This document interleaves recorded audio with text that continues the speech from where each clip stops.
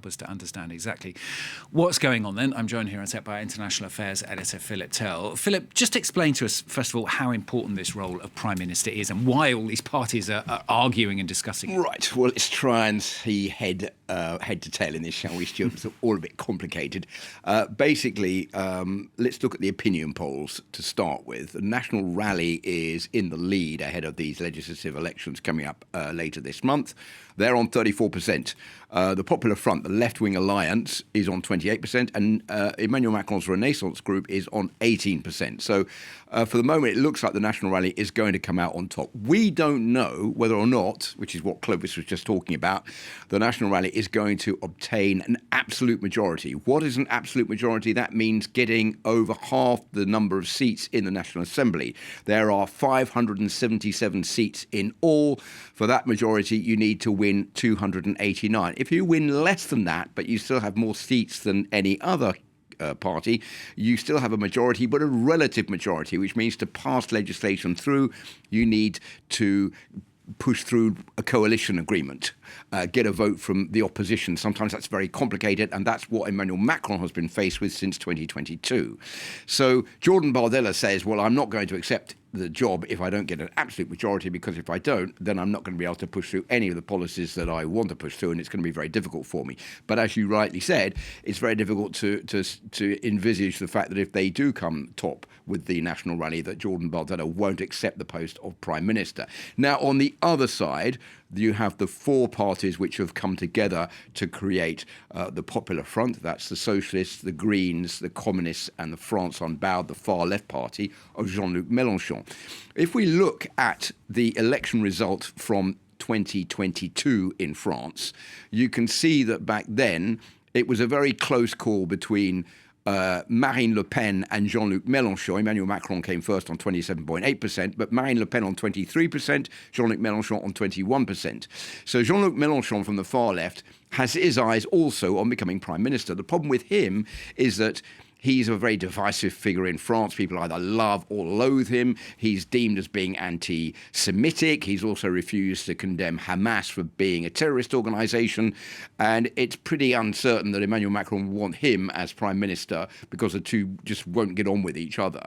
So what the left is saying is, well, we know that Jean-Luc Mélenchon is unpopular, but we'll have a vote on whether or not he should be Prime Minister and who we think should be Prime Minister amongst the left-wing candidates from those four parties if we come first.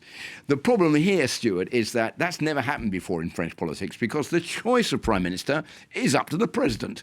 It's up to President Macron. He's the one who's going to choose who he wants as Prime Minister to govern with him after the election. So even if they do choose Jean-Luc Mélenchon or someone else, Emmanuel Macron can override that decision and choose the person that he wants. So we don't know right now who is going to be Prime Minister after this election takes place. It looks as though, unfortunately for President Macron, his group is not going to come through on top, so therefore he is going to be governing with another political movement, which is called cohabitation in France, which basically means he will be a lame duck president. It's highly complicated, isn't it? Questions have also been raised at the same time, haven't they, Philip, about the funding of the election promises of both the far right and the left-wing coalition. Take us through that. So if you thought what I've just been talking about is complicated, stay tuned for this, because it's even more complicated. I'm glad you've warned us. Right.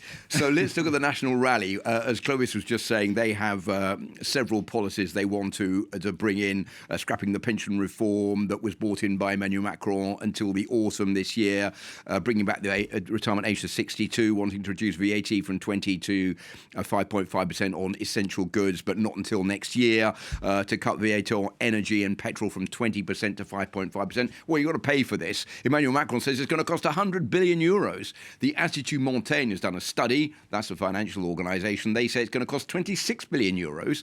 The National Rally says, well, it's only going to cost 9.6 billion euros. We don't know how much it's all going to cost, because no pricing has been officially released by the National Rally with an absolute audit of what they're going to propose.